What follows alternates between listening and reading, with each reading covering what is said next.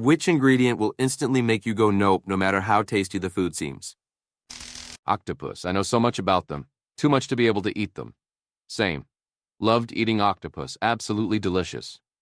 But after learning how incredible they are, I no longer can. I feel like a massive hypocrite. Okay, about a lot of things. A lot. But octopus went on the do not eat list for that reason. But it was easy because it's usually not prepared well and doesn't have a ton of flavor. But pork? Pigs are highly intelligent, clever, emotional animals, but I cannot quite wolfing them down. Human flesh. Typical vegetarian. Goddamn vegans always complaining. Funny enough, veganism was based on the principle that eating meat is unethical because animals cannot consent, so it's exploitation. Using this principle, cannibalism is technically acceptable in veganism if the person agrees. Now I'm simplifying the doctrine a lot so it's more complicated, but it's an interesting thought experiment. Eyeballs, can't eat it if it's looking at me. First time I lived in South Korea, I could not eat kimchi, etc. for breakfast, so I bought myself some cornflakes. The little boy, age 7, of the host family wanted to eat what I was eating, so he tried it, but apparently it was too bland for him, so he felt the need to season it by sprinkling a condiment of dried whole little fishies all over it. Looked like minnows. Much better, according to him. All I could see were all those little pairs of eyeballs covering his cornflakes. Cilantro. Half the population finds it a delightful herb. The other half, myself included, thinks it tastes like a soapy nightmare ruining any dish it graces. My mom likes to sneak it into dishes, and every time I can tell. She says, I only put a tiny bit, but it just makes the whole thing taste like wet grass. I guess she can only taste a small hint of it, but for me it's like muddy, wilted, gross grass. She's tried to hide it, but I can tell. Wish I had a cooler superpower than coriander radar. My mom is amazing though. Love her more than anything. Your mom might not be able to taste what you're tasting at all. There is a genetic component to people's polarized reactions to cilantro. Some people have the gene to taste certain chemicals present in it. Some people don't. Maybe it's not so black and white. I don't know if it's more complicated than that. But for me, cilantro tastes like stink bug. And for most of my family, they're flabbergasted that any herb could taste so foul. They don't taste that at all and describe it as grassy, in a good way, like lemongrass, I suppose, or criticaceae. Stevia, or any sugar substitute. Some people say they genuinely can't taste it. It's immediately obvious to me and has a horrible metallic aftertaste. Someone, who swore they taste the same, tried to challenge me on this. They put 2 samples on a plate and told me to figure out which one was sugar. They were both sugar substitute and it was obvious. Props to the guy for making it both. That's a really clever way to tell if you actually could tell and negate the 50% chance of a random guess being correct. Uncleaned animal stomach. People really eat that shit. It's as terrible as it sounds. Like mowing the lawn and then keeping the grass for a few weeks in a pond before putting it in your food. Cleaned cow stomach is the main ingredient of menudo. Mexican. My mom used to cook it all the time, but she used to buy it already cleaned, and then cleaned it again at home. I'm not the biggest fan of it, but I ate it if it was made by my mom. One time, I guess there was a mix-up, or maybe it was cheaper and she decided it wasn't that bad of a job, and she got it uncleaned from the store.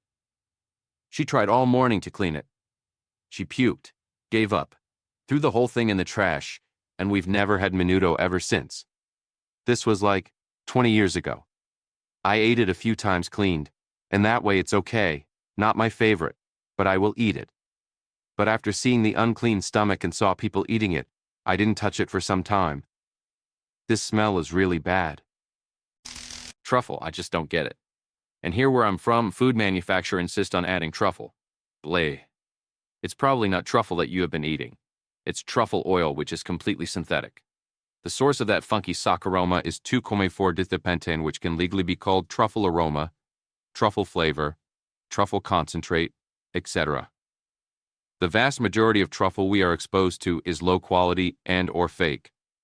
The truffle that is delicious is way too expensive for manufacturers to swallow, so they just buy shit and pass it off as premium. Raisins. They are just grapes that gave up on life.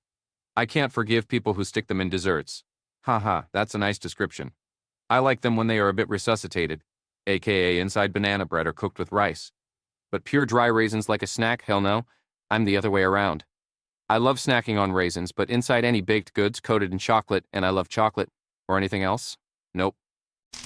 My dad pranked me once by hiding anchovies under cheese on my pizza. We used to do wood-fired pizza gaming night as a family. The hairs. The tiny little eyelash-like hairs, and salty ocean taste of nasty fish that I bit into.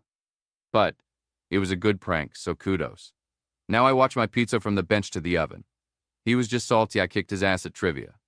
I like anchovies myself, but if they go on a pizza, no matter what else goes on, it's an anchovy pizza. And other toppings, IMO, need to steer way clear of being salty. Mushrooms and anchovies are a personal fave. Tripe, offal, intestine, etc. I'm just gonna say I had tripe in some random restaurant my wife and I found in Florence, and it was one of the best things I've ever eaten. I won't have it back home because I know it will never compare. Tripe is amazing, but I couldn't bring myself to try it intentionally. It was a mental thing. I had it accidentally and couldn't believe how good it was. When I found out that it was tripe, it got me over the hump.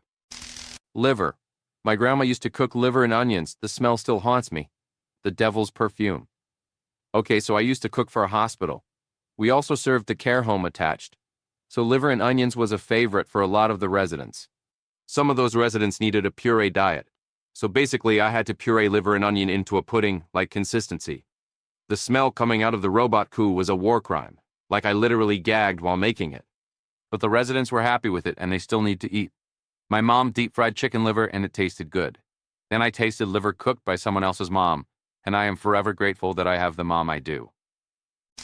Oysters, it's a textured thing. I don't like chewing on a chunk of phlegm I just coughed up when I'm sick, so why would I enjoy eating an oyster? That is instant nausea every time one of those things has hit my mouth. I cannot for the life of figure out how anyone finds that texture bearable, let alone pleasant. Honestly, phlegm is better. I love oysters, but also I'm almost entirely indifferent to food texture. I almost never notice it, unless it's incorrect for what I understand the food to be. Insects. Most mass-produced foods like chocolate have insects in them. Chocolate-covered ants taste like chocolate-covered Rice Krispies. Grasshopper tastes good if they are fried, meaty. Mealworms are okay but need flavor. When fried, they taste like pork rinds. Tarantula is awful, definitely an acquired taste. Sincerely an adventurous eater, P.S. Snake and alligator are fantastic. And chocolate-covered Rice Krispies also tastes like chocolate-covered Rice Krispies, minus the insects. Coconut. Not allergic, it's just the texture that just kills me. Yes. Sweet pencil shavings. Shredded coconut is the worst. If it's baked into something, it's usually fine as long as it's not too much, but there are certain pies and other desserts where it's just awful. Feels like I'm chewing confetti. I used to call them hairs when I was little because that was what the texture was like to me. Blue cheese. I hate blue cheese, so gross. It will ruin a salad instantly and it tastes like a dissolving aspirin in your mouth. Yuck. Hey, that's not fair to aspirin. At least aspirin has a purpose. It's so incredibly common too. It seems like most restaurants have a dish whose flavor depends on blue cheese, but here it is. A popular item on the nope list, knocking a menu item off the list for a huge number of people. What are they thinking? Blue cheese is absolutely disgusting. It ruins salads and does not deserve a place of honor on a salad menu. Onions. Life's hard. Your pain is my pain. And all the conversations throughout my life that go like, but you can't even taste onions here. Well, can you maybe not put them in then, if it's all the same to you? No way. It'll ruin the taste. I felt this in my soul. Pretty sure this is love at first comment. That was my whole freaking childhood. Stop complaining, you can't even tell they're in there. Well, Dad, my gag reflex when I bite a half-cooked onion says otherwise. I like them cooked in like soup or caramelized. But raw onion is so nasty. Especially if people add it to raw ground beef to make burgers or meatballs. Brains. My mom made me eat pig brains medicinally as a child because some soothsayer said to do it. She would feed it to me after dinner and it was steamed plain without seasoning. Let me tell you, the only thing worse than warm brains is cold brains. I can still smell it. It's one of the unique odors, like marijuana has a unique odor all its own. It's instantly recognizable and hard to replicate. Edit for clarity. For those asking for an AMA on my mom, sure. For those thinking this was abusive, I guess I can see it that way. But it was food she was feeding me, not poison. It was just thought of medicinally and prepared in the worst way possible. And she was my fiercest defender against the real abuse from my stepfather. Thanks, now I don't need to eat lunch today. These are the stories of the most unpleasant ingredients that can ruin any dish. Maybe you have your own least favorite foods that you can't stand. Let me know in the comments what your culinary nightmare is.